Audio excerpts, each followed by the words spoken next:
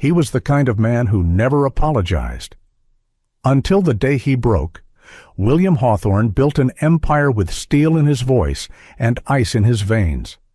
By 46, he had everything: power, wealth, control. But none of it kept his wife from walking away. None of it stopped the silence from echoing through his penthouse at night. Then, one day, he publicly humiliated his new secretary. And instead of breaking down, she looked him in the eye and said something that shattered the armor he'd spent decades building. If you had everything, but still felt nothing.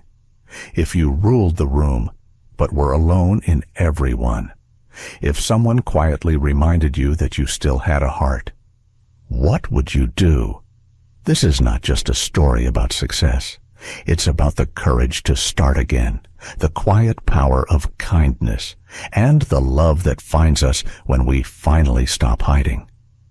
If this story touches something in you, let us know in the comments. And don't forget to like and subscribe. Your support helps us keep telling stories that matter. Now, let's go back to the 38th floor, where the coldest room in Boston was about to warm. There are offices where people feel inspired. And then, there's the 38th floor of Hawthorne Group, where people held their breath when William Hawthorne walked by. Each Monday morning, the hum of productivity was carefully orchestrated by fear. Desks were arranged just so. Coffee mugs sat on coasters, papers stacked with geometric precision. Conversations were muted, glances brief, and no one ever took the elevator to the 38th floor unless absolutely necessary. That floor belonged to him. William Hawthorne didn't walk. He strode, like someone who had inherited the world and decided it wasn't quite up to standard. At 46, he'd rebuilt his late father's real estate empire from the ashes of bankruptcy and scandal. He had done it with a single-mindedness that left no room for mistakes and even less for emotion. His suits were dark, tailored, always buttoned. His eyes were the kind of cold that made people rethink casual greetings. But no one could deny he was brilliant, ruthlessly efficient, exacting, and terrifying. This Monday was no exception. The elevator doors slid open at precisely 7:55 a.m., and William stepped into the hallway. His shoes clicked crisply on the marble floor. People straightened their backs. Monitors lit up as though summoned by fear. Even the janitor quietly wheeled his cart away without finishing the glass panels. The boardroom was already full when William entered at 8:00 sharp. 20 department heads sat stiffly in their chairs, hands folded, eyes forward.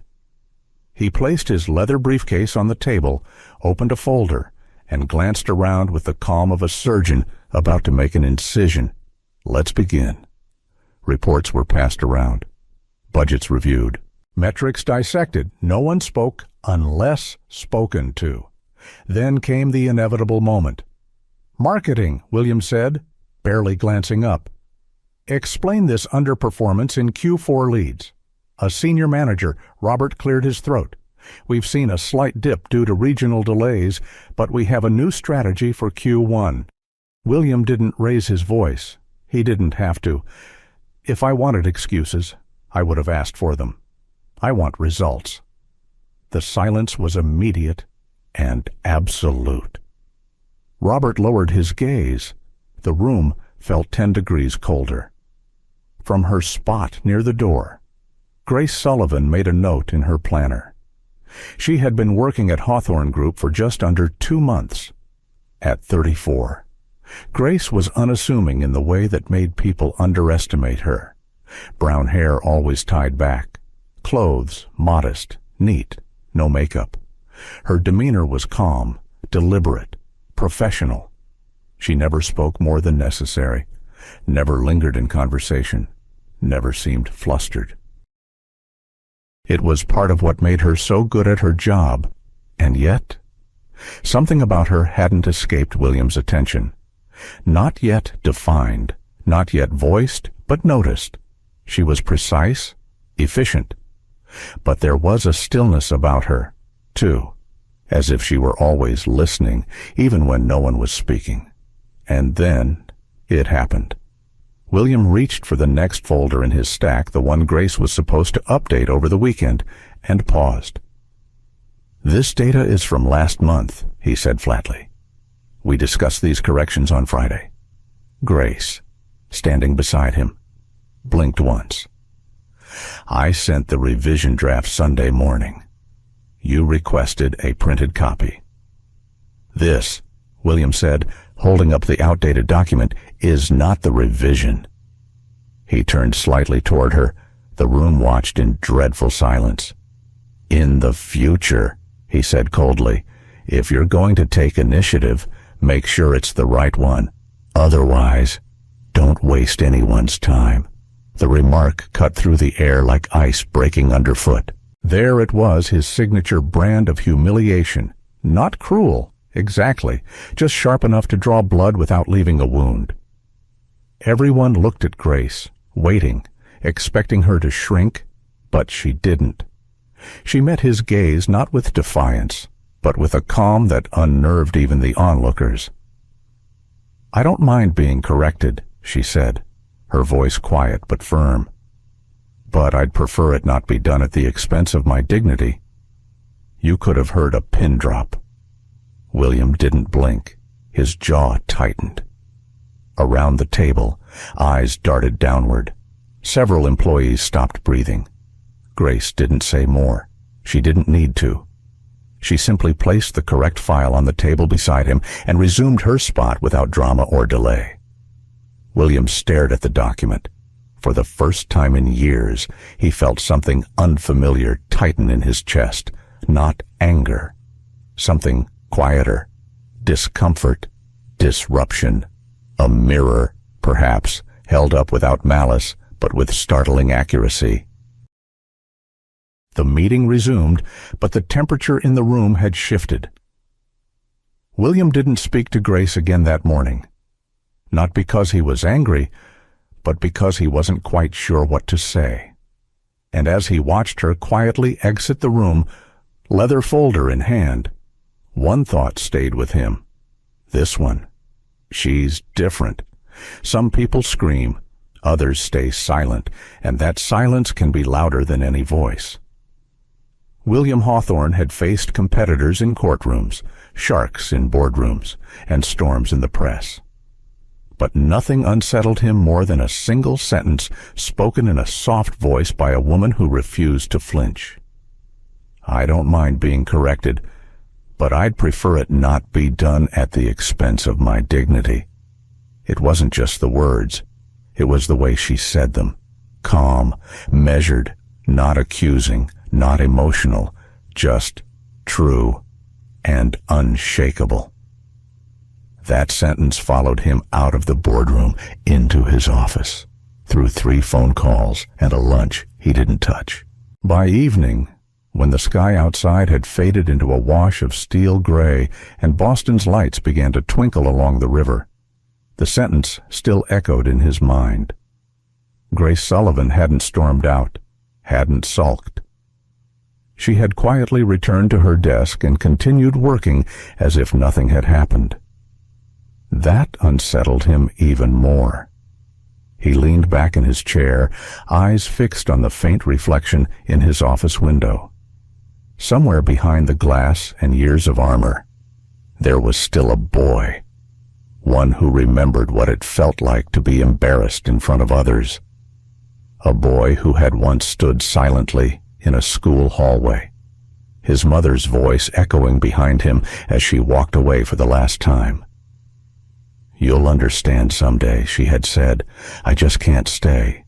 He had waited 3 hours before realizing she was never coming back. His father didn't comfort him, didn't explain, just tossed a jacket at him and said, "Don't cry. It makes you weak." That was the first lesson William ever learned about emotion. The second came years later, in a downtown apartment with white walls and the smell of bergamot. His ex-wife had packed her things in silence. No tears, no yelling. Just a note left on the kitchen counter: I needed more than a partner in business. He had built walls since then, high ones, cold ones, walls that kept people out and pain in. Until yesterday, until Grace. There was something in the way she carried herself, not proud, not submissive, just still, like someone who had learned to weather storms by not resisting them. In the days that followed, he watched her more closely, not out of suspicion, but out of quiet curiosity. She arrived every morning 5 minutes early, never late, never rushed. She greeted the receptionist with a nod, never small talk. She never wore perfume, but there was always a faint scent of chamomile around her.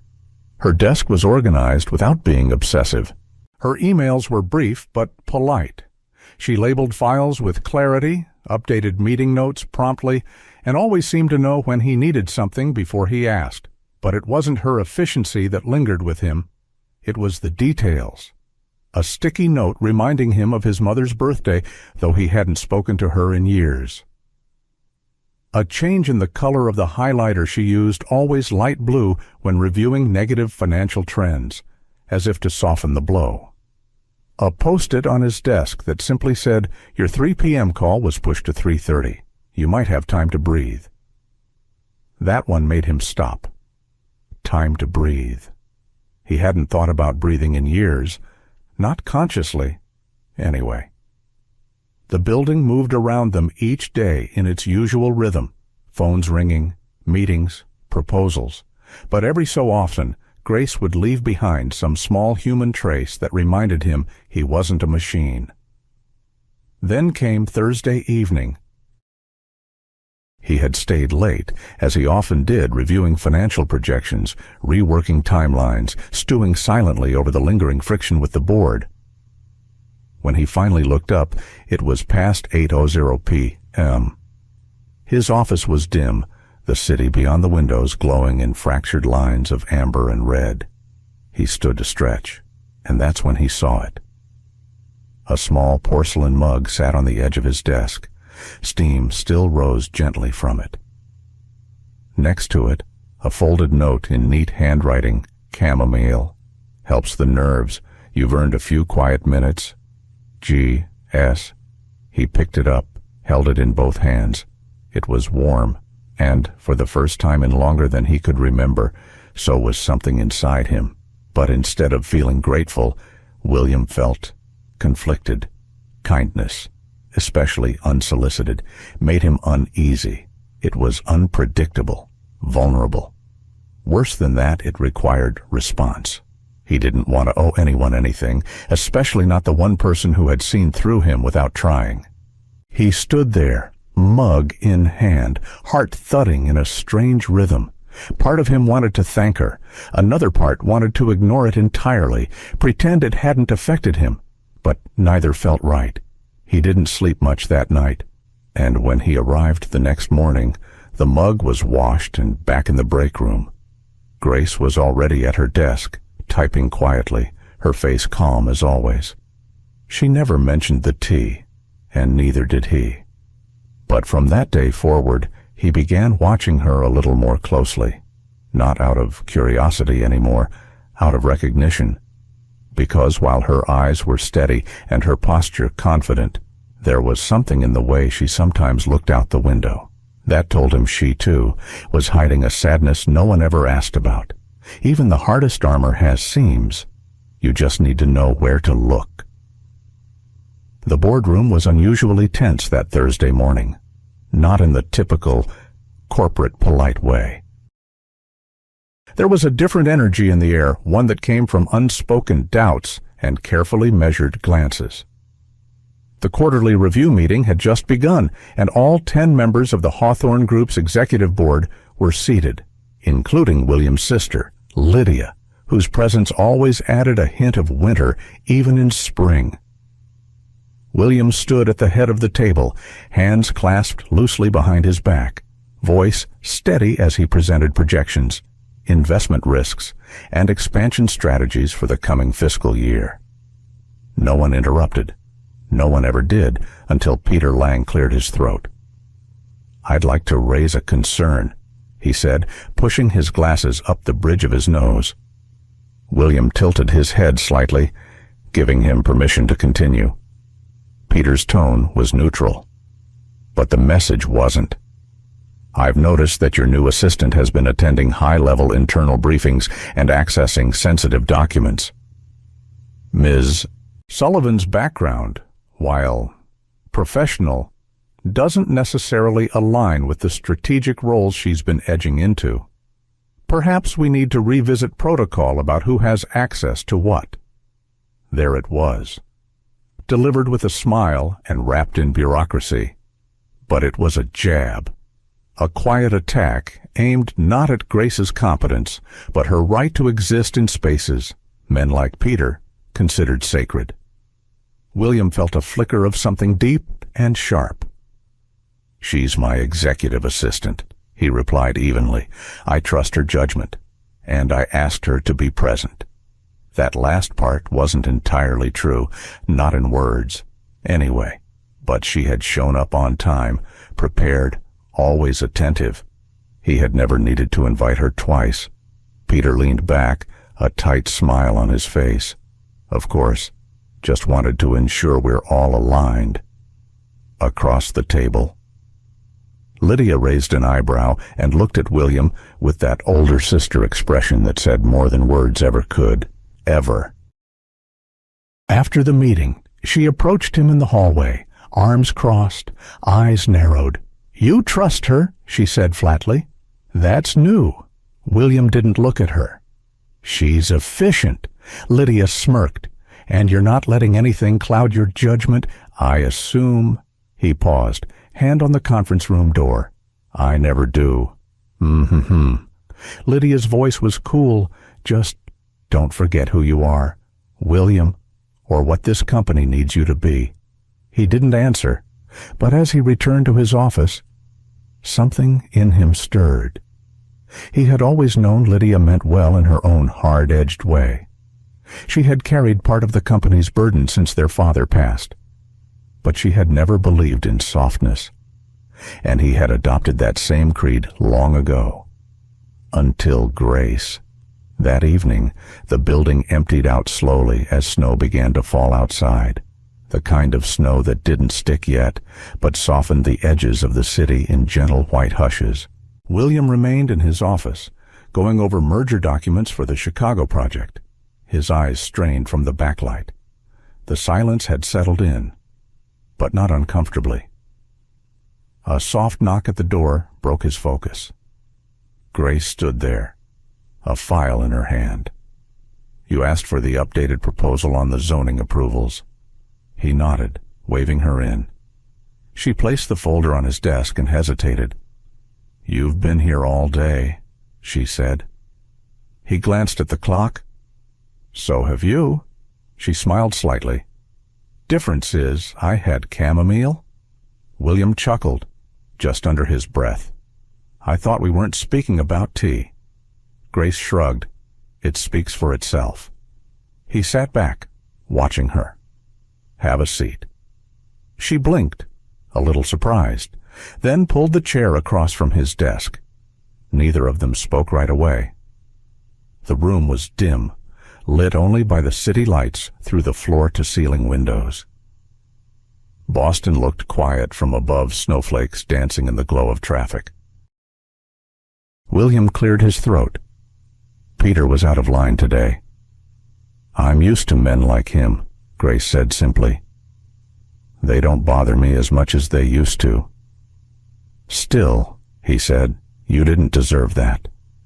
She looked at him, then down at her hands. "I used to believe if you worked hard enough, stayed quiet enough, you'd be left alone. But the world doesn't reward silence.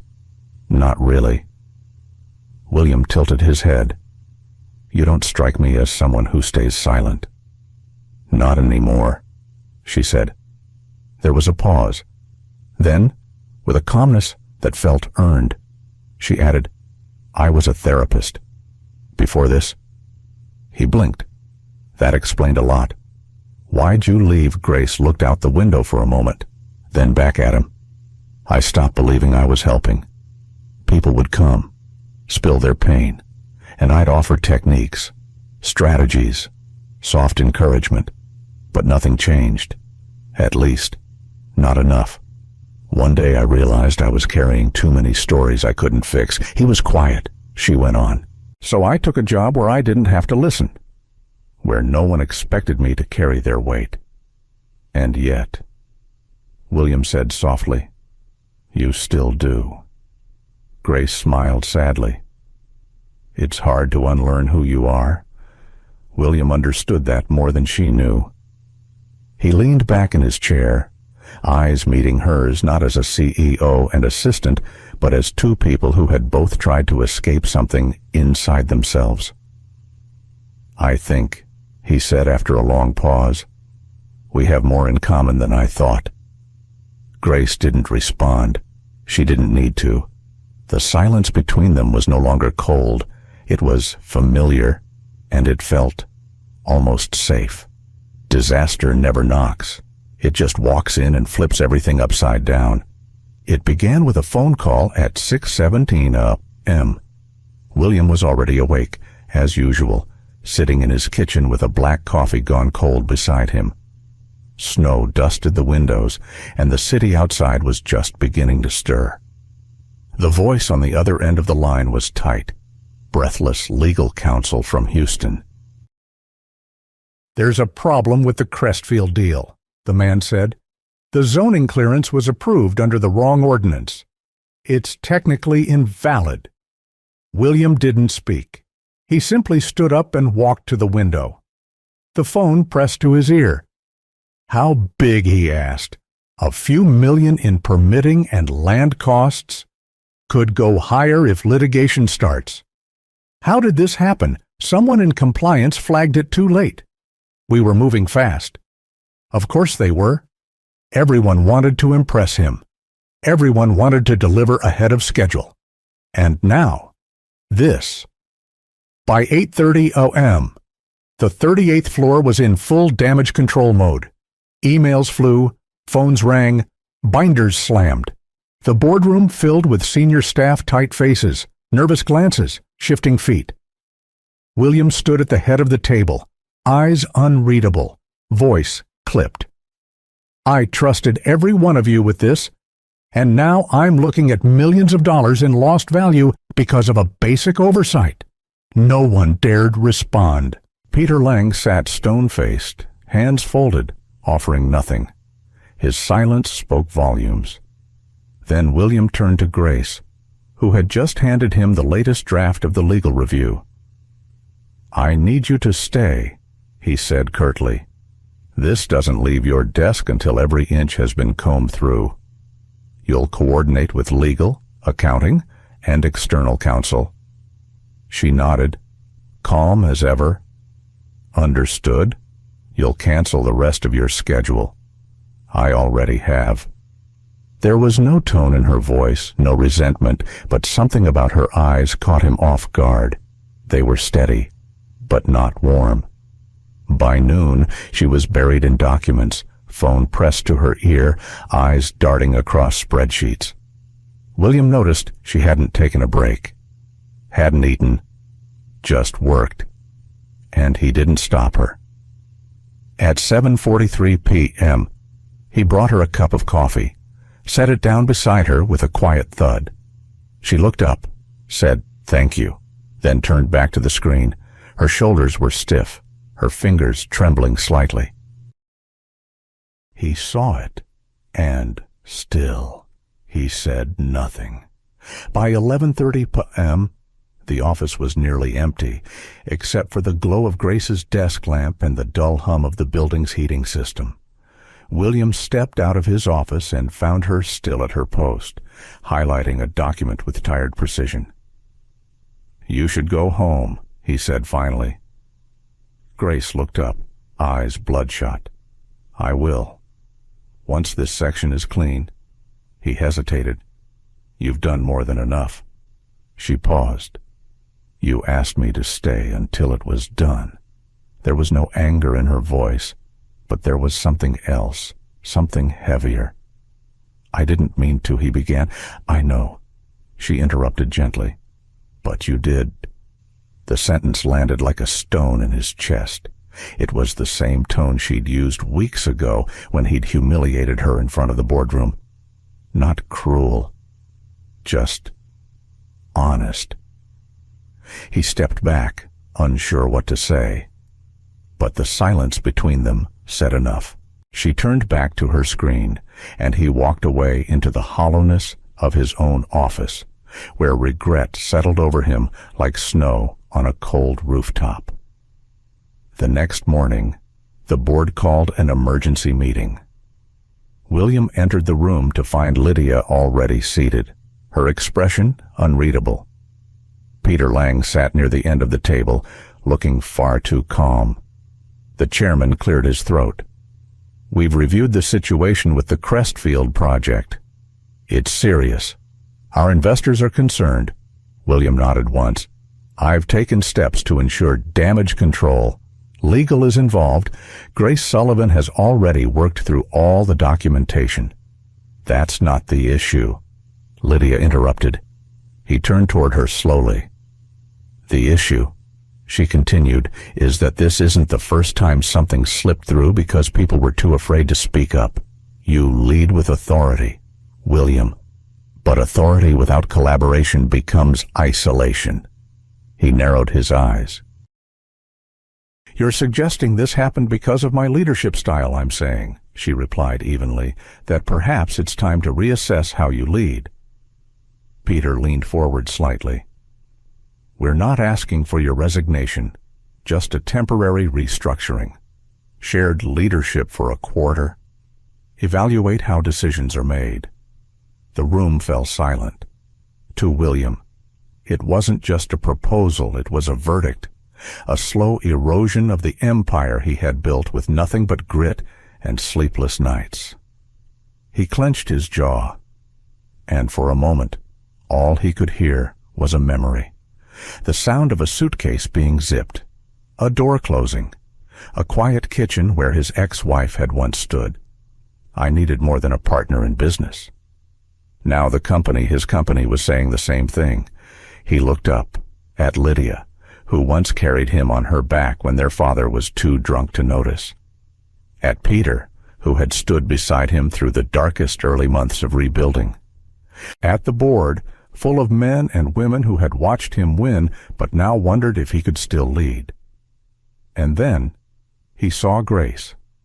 Through the glass wall of the boardroom, sitting at her desk, reviewing a contract, calm, still, unmoving.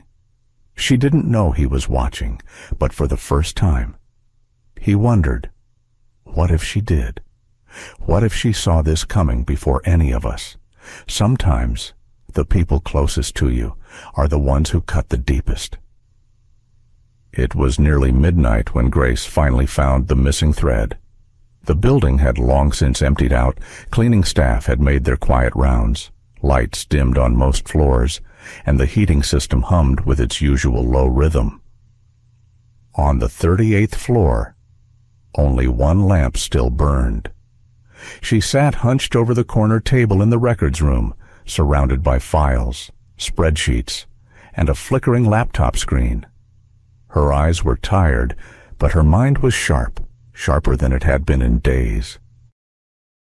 For the past 48 hours, the Crestfield disaster had consumed everyone. Legal teams scrambled, investors panicked, and the board leaned heavily toward pushing William into shared leadership.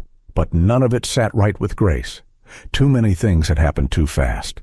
The land deal had closed early. The zoning permits were too clean, and the data trail, well, it was just a little too tidy for a mistake.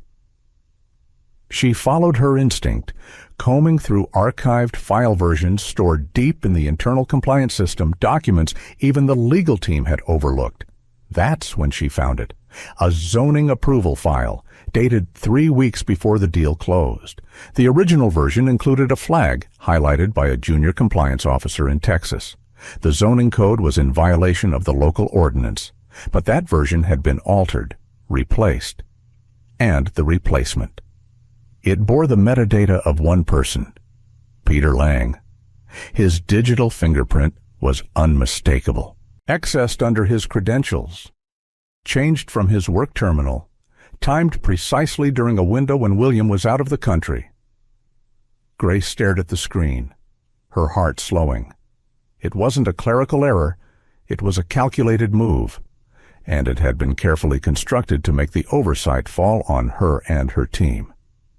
She printed the files, slipped them into a folder, then took the elevator up one floor to William's office. He was still there alone, standing in front of the massive window, arms crossed, staring out at the darkened skyline of Boston. The lights of the city blinked in quiet rhythm, reflecting off the thin frost forming along the glass. He didn't turn when she walked in, didn't speak. He must have heard the door open, but his silence was heavy, worn. Grace stepped forward slowly and placed the folder on his desk. "It was Peter," she said softly. "He altered the permit. William didn't move." "I found the original file in the backup archives," she continued. "It flagged the zoning issue. A compliance officer caught it, but the version was overwritten and the signature was his. Still, he didn't say anything, so she stepped beside him, speaking gently. He left a trail. I don't think he expected anyone to look this deep." William closed his eyes, just for a moment, then finally asked, "Why?" She hesitated. To protect the deal, to rush it through, and maybe to set someone else up when it all came crashing down. "Me?" he asked. Grace shook her head. "Me. My team. It would have made sense to blame us.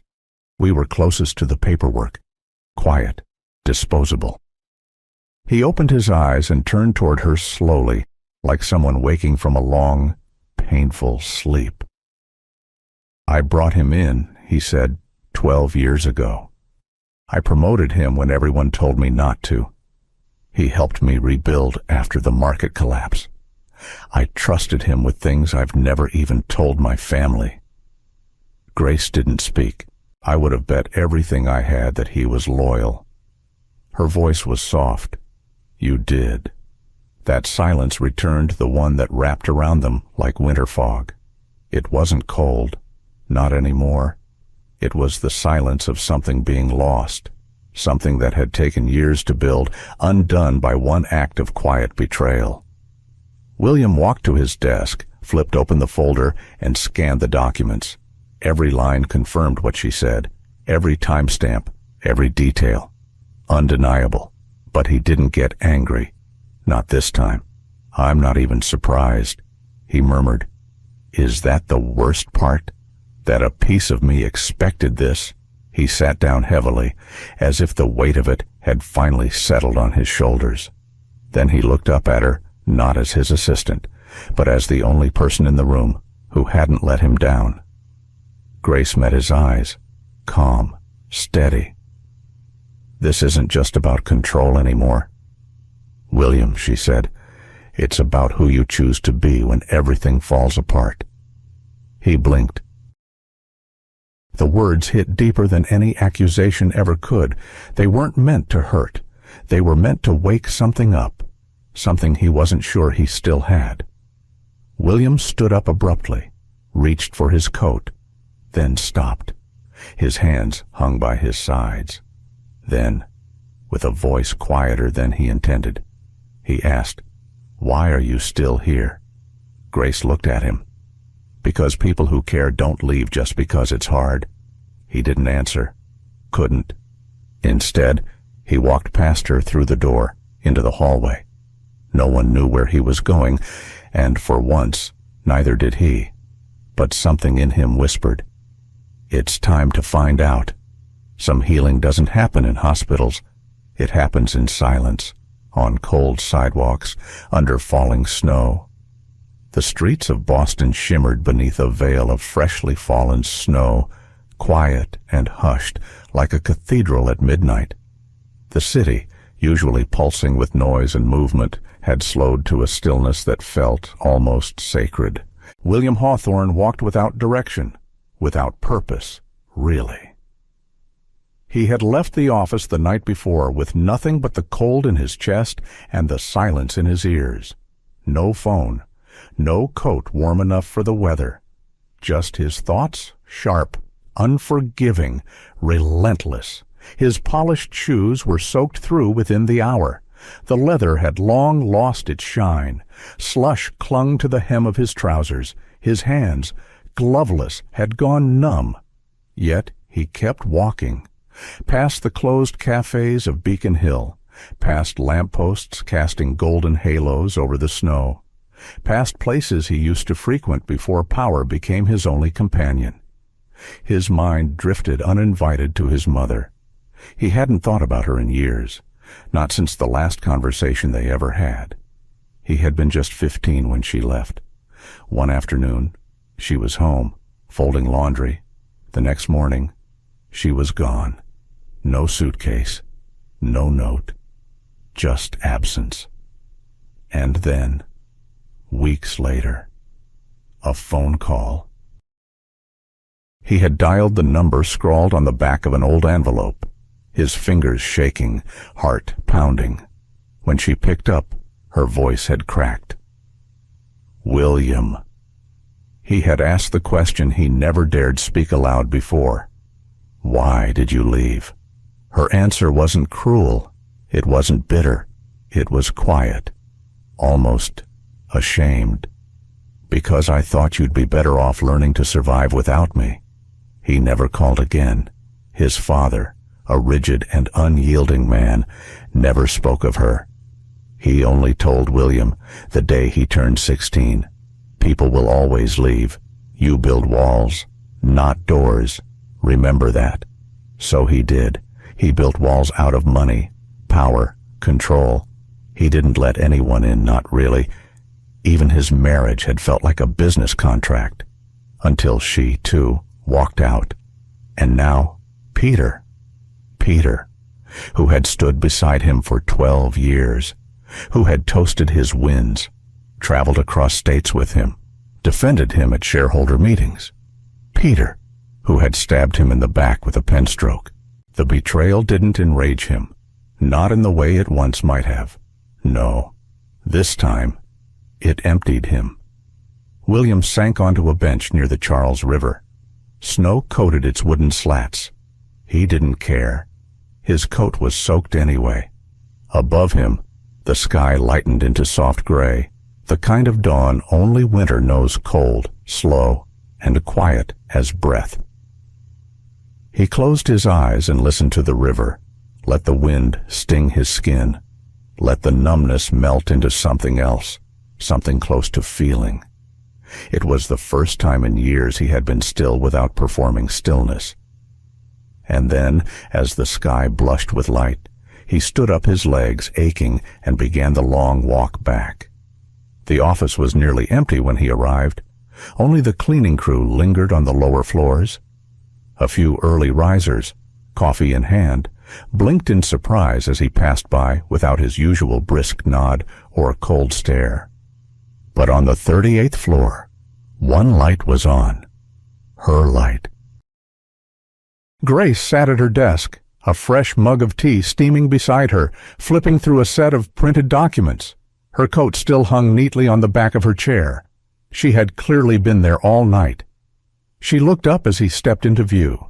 No surprise in her expression, only quiet recognition. He stopped a few feet away, snow melting into the carpet beneath his shoes. I walked, he said simply. She nodded, not asking where. All night, he added. Grace tilted her head slightly. Did it help? He let out a slow breath. Yes and no. She didn't press. I thought about a lot of things, he said. About Peter, about trust, about who I've become. Still, she said nothing. I owe you an apology. Her brow lifted. Just a little. For what? For letting you get caught in this storm. For not seeing clearly. For he hesitated, using silence the way others use anger. He looked at her. Really looked. Her calm face, her quiet presence, the steadiness he had leaned on without even realizing it. "I'm sorry, Grace." For a moment, she didn't respond. The silence stretched gentle, not cold. Then she said softly, "I'm not here for an apology. William." He blinked. "I'm here because I believe people can change, but not everyone chooses to." She leaned forward slightly, her voice even. "So, what do you want to do now?" There it was, the question. Not how will you fix it, not who will you blame, but what do you want to do now? It disarmed him more than her silence ever had. He felt something strange in his chest, like thawing, like beginning. William smiled, not the practiced smile of boardrooms and press releases. A real one, quiet, a little tired, but entirely his. "I think," he said slowly, "I want to start over." She didn't say anything, but for the first time she smiled too. And outside, the snow kept falling. Letting go is not weakness. Sometimes, it's the strongest thing you can do. By mid-morning, the snow had slowed to a gentle dusting, and the city stirred back to life beneath a blanket of white. But up on the 38th floor of the Hawthorne Group, something else was shifting quietly, but profoundly. William had changed into a dry suit. His expression was calm but focused. There was no trace of the storm from the night before, only the quiet clarity that often followed a breaking point. Lydia stood across from him in his office, arms crossed, brow furrowed. "You're serious about this?" she asked. He nodded. "Yes. You're stepping down, voluntarily, temporarily," he clarified. "I need space to rebuild, not the company myself." Lydia studied him with the shrewdness of an older sister who'd known him through every stage of his life, from scraped knees to boardroom wars. She didn't look convinced, but something in his eyes made her pause. "I've never seen you like this," she said finally. William managed a small smile. "That's because I've never been like this." She glanced toward the hallway where Grace's desk sat just outside. Her lips curved slightly, knowingly. This wouldn't have anything to do with a certain secretary, would it? William didn't answer, but the silence spoke enough. With a sigh, Lydia turned back toward him and held out her hand. "All right, I'll take the reins while you step back. But if I find one skeleton in one closet, I'm cleaning house with a flamethrower." He chuckled. "Deal." That afternoon, Peter Lang was called into the boardroom. The documents Grace had uncovered were laid bare. No theatrics, no denial, just quiet resignation and the unmistakable fall of a man who had gambled on power and lost everything. The board moved swiftly, a formal dismissal. No press, no scandal, just erasure. William stood by the window as Peter exited the building for the last time. His coat pulled tight against the wind. He didn't feel vindicated, only relieved. It was over. But something else was just beginning. Later that day, William called a full board meeting.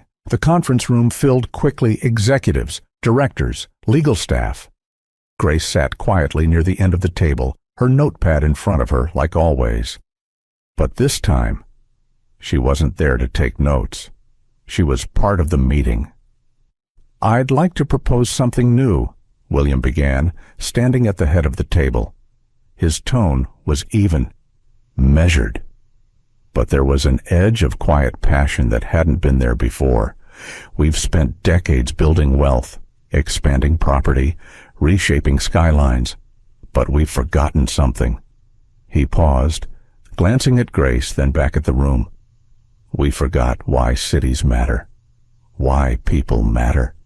Homes aren't just investments. They're sanctuaries, and far too many people in this city don't have one."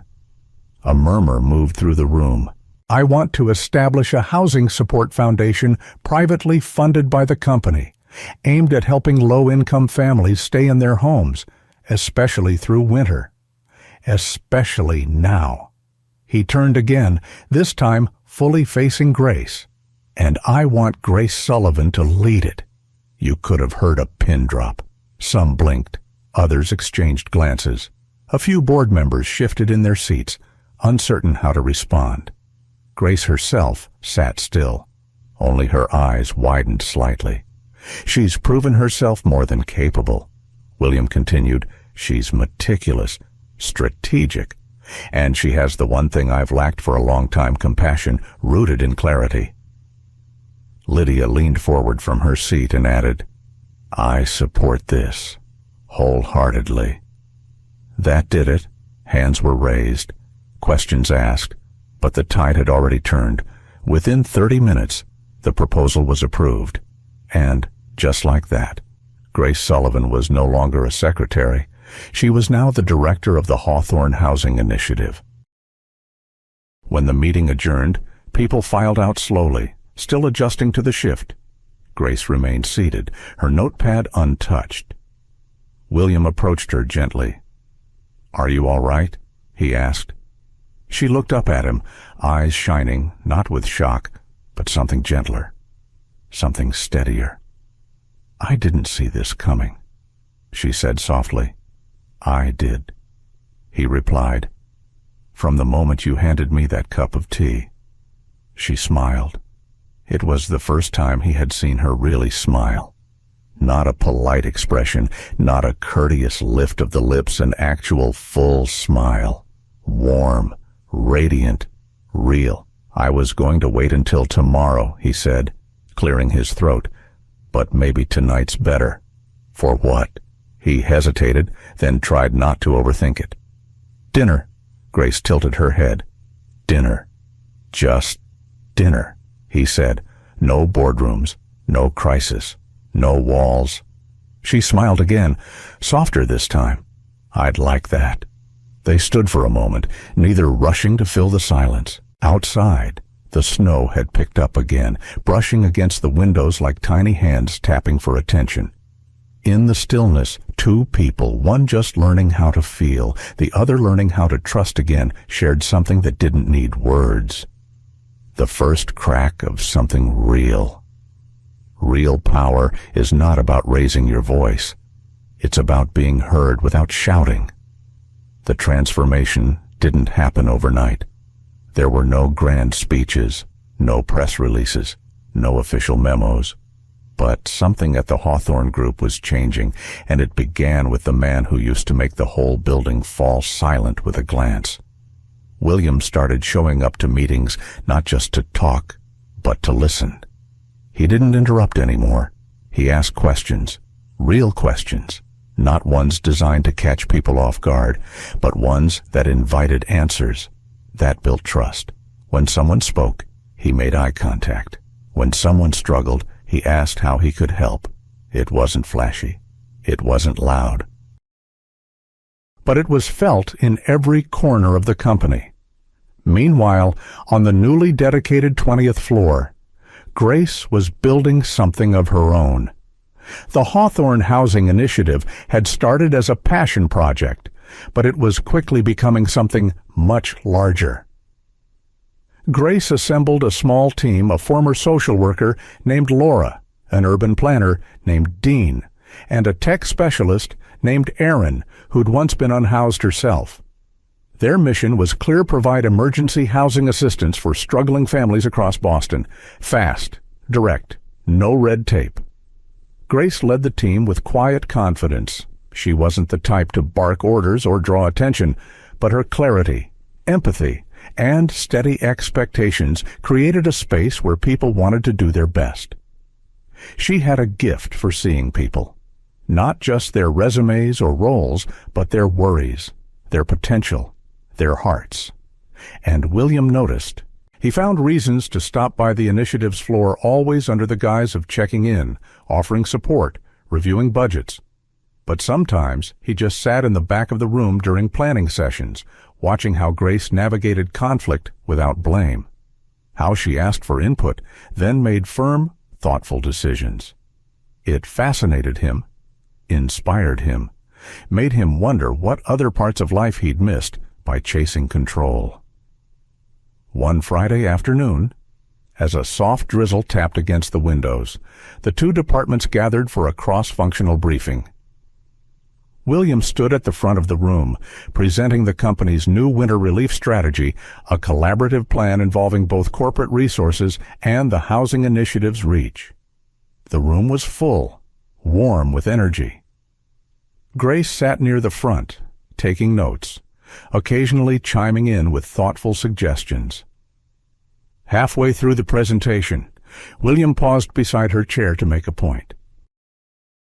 Without thinking, without planning, he placed his hand gently on her shoulder. It was brief, light, natural, but it lingered just a moment longer than necessary. Their eyes met. He didn't say a word, neither did she, but something passed between them, something quiet and unmistakably real.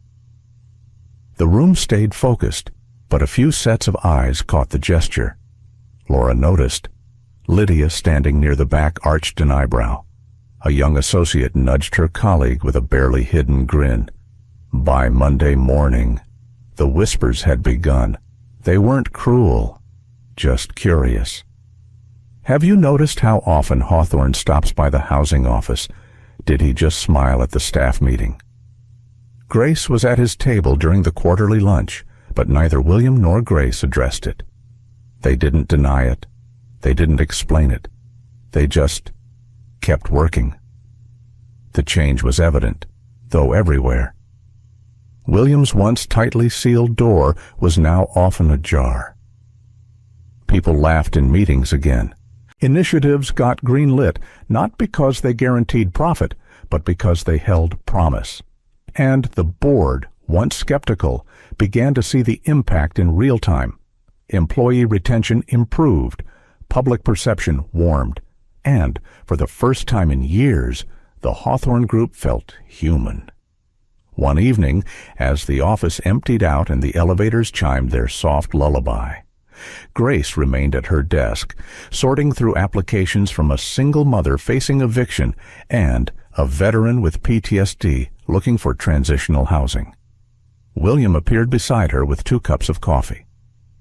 "You've created something incredible here," he said quietly. Grace looked up, her expression soft. "I didn't do it alone." He nodded, handing her a cup.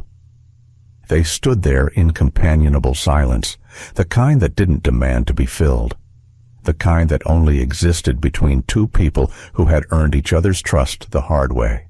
There was still work ahead, still healing to be done. Still unspoken things between them, but for now, this was enough.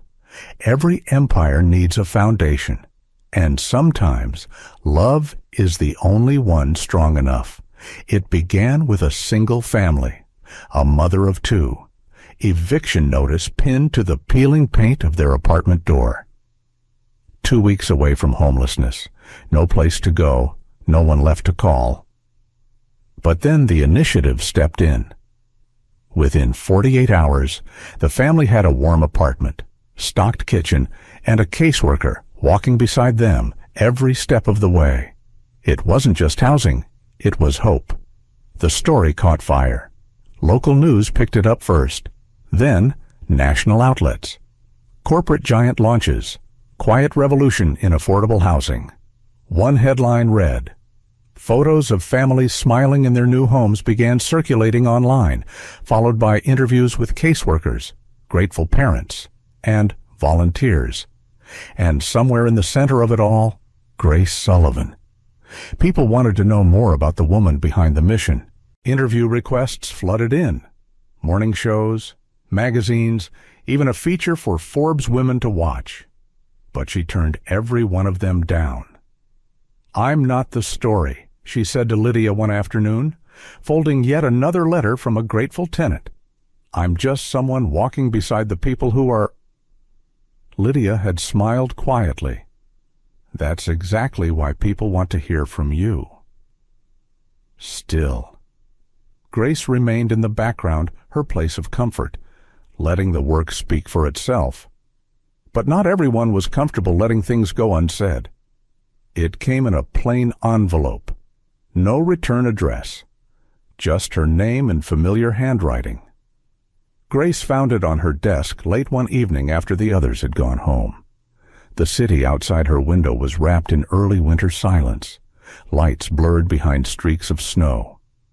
She turned the envelope over in her hands for a moment, hesitant, curious. Then she opened it. It wasn't long, just a page and a half, ink on textured paper. But it stopped her world. Grace, there are things I should have said out loud. Maybe I wasn't ready then, or maybe I was afraid that once I did, something in me would shift forever.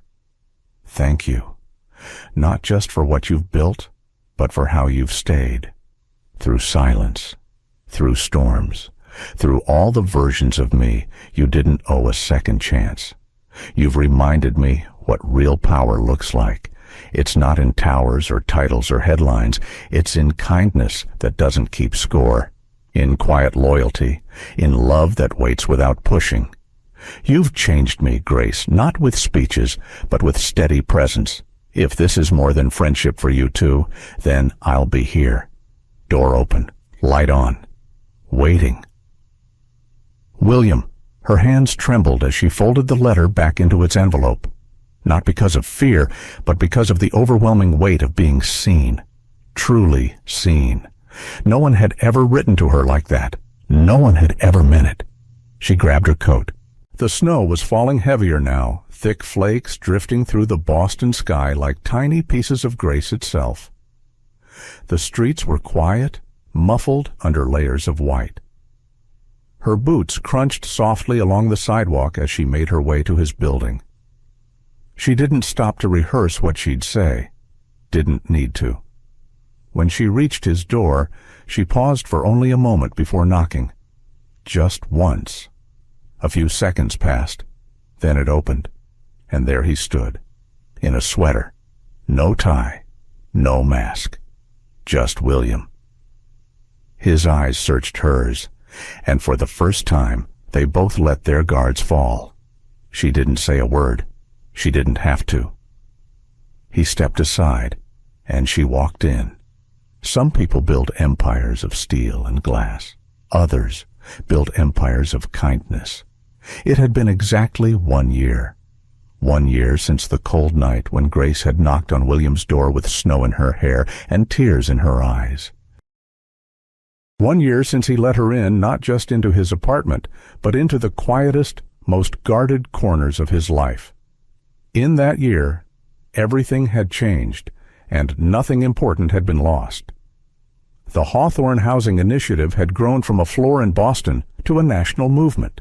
6 major cities had launched partnership programs. Nearly 5,000 families had found housing, job assistance, or access to mental health services. Volunteers poured in from across the country. Donations followed, not because of marketing, but because people believed. They believed in something rare, in a company that led with compassion, in a CEO who had chosen transformation over tradition, in a woman who never asked for credit, but quietly changed everything. Grace never liked the spotlight. Even now, with her title upgraded to Director of Strategic Impact, she still arrived early, stayed late, and kept her phone set to silent. The press wanted her story, but she told them, gently, "It's not about me. It never was." She turned down features, declined awards. Instead, she kept her focus on the families, on the single mothers balancing 2 jobs, the veterans seeking dignity, the young people aging out of foster care who just needed someone to believe in them. She saw herself in all of them. And she knew what it meant to survive in silence. William had changed too. His sharp edges remained but softened with purpose. He still made difficult decisions, still signed off on million-dollar strategies. But he also sat in roundtable meetings with tenants, attended community dinners, learned the names of every person working at the initiative, even the janitorial staff. The man who once ruled from the top floor now walked the halls like he belonged among them. People noticed, they stopped fearing him, started trusting him, and for William, that shift, being trusted instead of obeyed, felt like the real legacy. Peter Lang had been dismissed quietly 6 months ago. No press, no scandal. Just a firm internal statement about integrity, followed by restructuring. Lydia had stepped into a broader leadership role, working closely with Grace, forming a bond neither of them had expected. "She's changed you," Lydia said to William one day after a board meeting, "and I don't just mean your calendar habits." He smiled. "She reminded me I could change it all." The day of the summit came with a clear sky and a quiet kind of expectation. The ballroom at the Hyatt was filled with over 300 guests, nonprofit leaders, city officials, CEOs, and curious citizens from all over the country. They had come not just to hear about the Hawthorne Group's success, but to understand the how a company known for ruthless efficiency had become a symbol of corporate compassion. William stood at the podium, dressed simply. No tie, no script. Grace stood to the side, clipboard in hand, eyes steady. For 40 minutes, William spoke with calm clarity about systems, partnerships, and outcomes, but as the session opened for questions, a hand rose from the back. It belonged to a woman middle-aged, perhaps mid-50s. She held no badge, wore no suit, just a soft scarf and eyes that seemed to hold her own collection of scars. "Mr. Hawthorne," she asked, "if you don't mind me asking, what changed you?" The room quieted. William looked down for a moment. Then he looked at Grace. She didn't speak. She didn't nod, but her presence was an answer all its own. He turned back to the crowd and said softly, "Someone once told me that no one is too far gone to begin again." He let the words settle. "She reminded me that power doesn't mean fear, it means service. She reminded me that silence can heal, that kindness isn't weakness, and that sometimes the strongest thing a person can do is choose to stay when they could walk away." A hush swept the room. Then applause. Not thunderous, but full, real. The kind of applause that speaks not of admiration, but of understanding. After the summit, people lingered in clusters. Some took photos, others wiped their eyes. A few even asked Grace for her autograph, not because she was famous, but because they felt seen by her story. But William and Grace quietly stepped out the side door, leaving the fanfare behind. Outside, the autumn light was fading into gold. Leaves skittered along the sidewalk like whispers.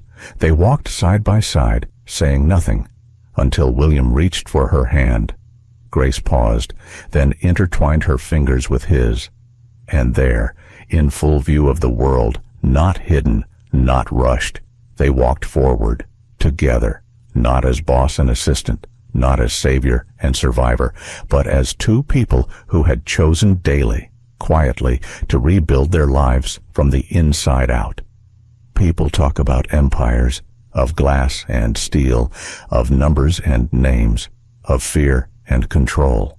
But the greatest empire William Hawthorne ever built was made of kindness, and Grace Sullivan, his compass, his quiet storm, his beginning again, had been its foundation all along. There comes a time in life when success stops being about what we've built and starts being about who we've become. William Hawthorne had power, prestige, and a towering empire, but none of it could heal the quiet ache of loneliness or the walls he'd built to protect himself from feeling. It wasn't until he met someone who saw past his titles and into his soul that he began to rediscover something he thought he had lost forever: his humanity. This story reminds us that kindness is never wasted, that even the coldest hearts can learn to soften, and that change is always possible. No matter how late it seems, we all carry wounds the world cannot see. Sometimes it takes just one gentle voice, one act of grace, to remind us of who we truly are. You're never too old to begin again. And you're never too far gone to choose love over fear. So perhaps the real success in life isn't measured by what we conquer, but by what we're willing to open our hearts to. Thank you for spending your time with this story. If it touched your heart, even in a small way, we're deeply grateful. Stories like this are meant to be shared. So if you believe in the power of compassion, healing, and second chances, please consider giving this video a like, sharing it with someone you care about, and subscribing to our channel. Your support helps us continue creating stories that matter. Until next time, take gentle care of yourself, and never stop believing in the beauty of new beginnings.